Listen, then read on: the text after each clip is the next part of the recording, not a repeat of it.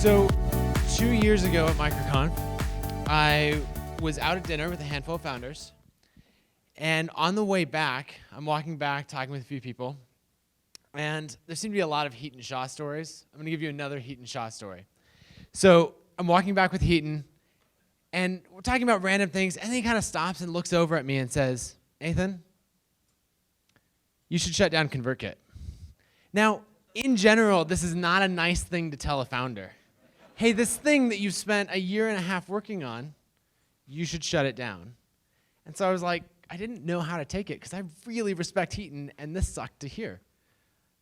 So I should give you a little bit of context. ConvertKit's an email marketing company for professional bloggers. At the time, I'd been working on it for a year and a half. And here's a little picture of the financial situation, which is exactly what you're hoping for in startup growth.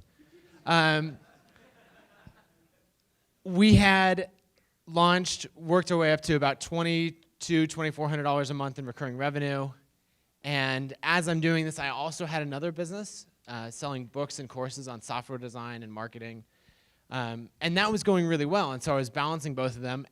And the result of that was that ConvertKit had this slow, steady decline over time. And so this is where Heaton's saying, like, look, this is not working. You need to shut it down. Luckily, he didn't end there, because that would have really sucked. And he said, or you can take it seriously, and you can give it the time, money, and attention that it deserves, and build it into a real business. But what you're doing is not working, so you need to change something. So shut it down or double down. So then I did what I think everyone does when they hear really, really good advice, and that's that I waited 6 months to take any kind of action at all. And so 6 months later gets us to the end of that graph, gets us to the low point. Actually, that's elite amount of revenue. I don't know if you guys noticed. It's a really, the 1337. It's a really great number. So we got to that point, and it's no longer even covering like base server expenses. And so I had to make a decision, and I asked myself 2 questions. And the first question was, do you still want this as much as the day you started? Like, I had a successful business with the training courses, and so do I still want to run a software company? And the answer was yes, absolutely. So then I was thinking, okay, if I really want it as much today as the day that I started, then why do we have this? And so then the next question that I asked myself was, have I given ConvertKit every possible chance to succeed? And the answer was no. And so there was a disconnect there. And so I thought that I owed it to myself, I owed it to our existing customers to really double down on ConvertKit and see what I could do to make it successful. So the next steps were I invested $50,000. Instead of working with contractors, I brought it in-house and hired a team, hired the best developer that I've ever worked with to lead the development team. I focused on a specific niche, and so instead of being email marketing for whoever happens to want a product like this, we became email marketing for bloggers. And then we started on direct sales. And direct sales was the decision that really started to accelerate the growth, and that's most of what I want to talk about today. So who here sells through content marketing?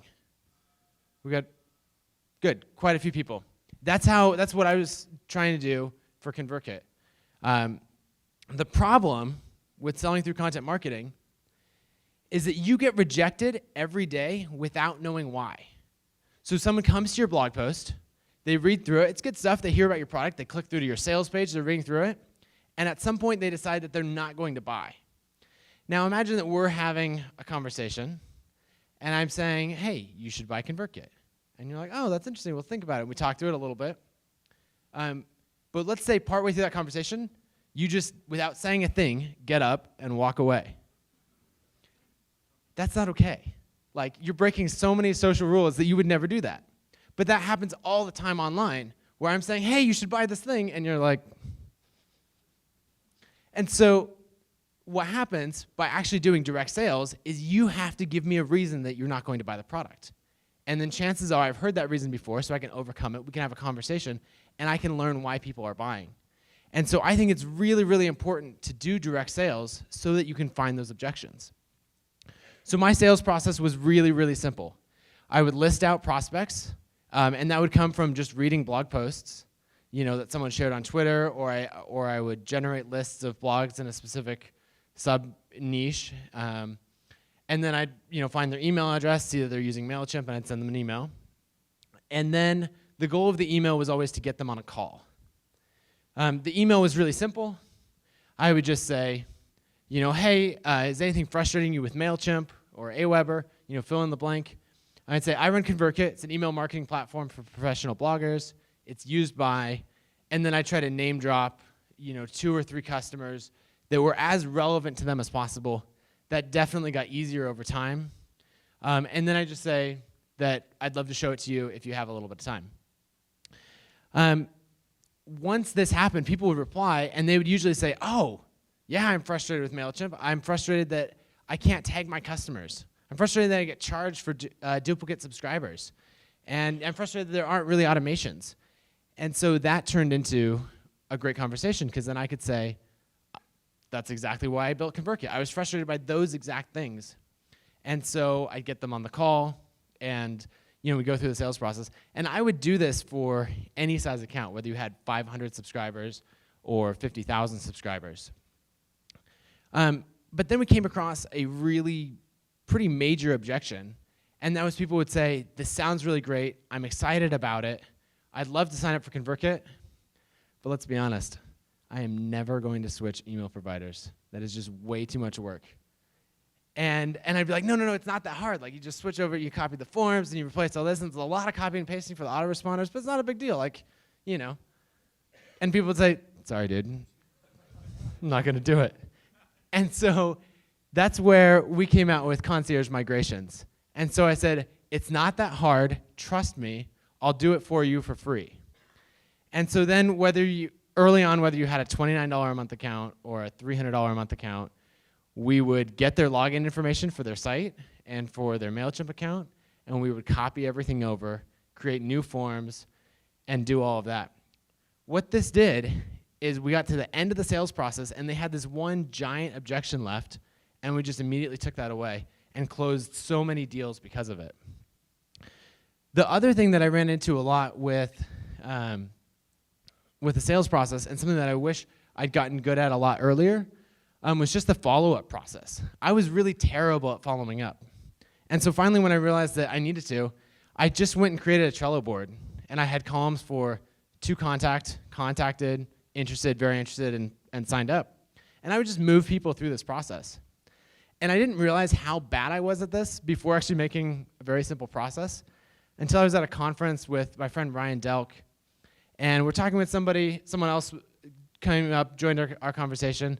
He was interested in ConvertKit. He said, yeah, I'll check it out. It seemed like it might be a good fit. And he walked away.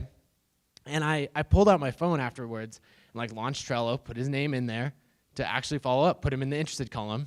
And I finished that, put my phone away. And Ryan's standing back over there with the arms crossed looking at him, and he goes, I've been trying to get you to do that for years. Just follow up with people. That's the most important thing in the sales process. And it took me so long to do that. But once I learned that, once we started getting pretty aggressive with the direct sales, this is how things started to look. So I have the decision point marked there. That was in basically October 1st, 2014. And from then, in roughly 9 months from then to July, we went from $1,300 a month in revenue all the way up to $14,500 a month in revenue. And that was almost entirely direct sales. Now at this point, we're starting to get some momentum. We're able to focus on some other things. The next thing that we did is we focused on the messaging. So we were able to listen to customers, see how they were describing us. And we came across this phrase from a customer that said, the power of Infusionsoft, but easier to use than MailChimp. That really resonated with people, and they knew where to put us in this whole landscape. And that made a lot of sense. The next thing that we did is we added 2 additional channels. And these channels are only available as a result of the direct sales. So you couldn't launch and have word of mouth. And I heard all these companies, and they're like, oh, we grew entirely through word of mouth. And that's fantastic, but you need something to get that going. So once the direct sales got that going, got a bunch of happy customers, they would tell their friends, and that became a huge growth channel for us. And then also we had affiliates. So we offered a really competitive affiliate program, paying a 30% monthly recurring commission. And then with the target market of bloggers, that actually worked well. You know, blogging is a common revenue stream for affiliates.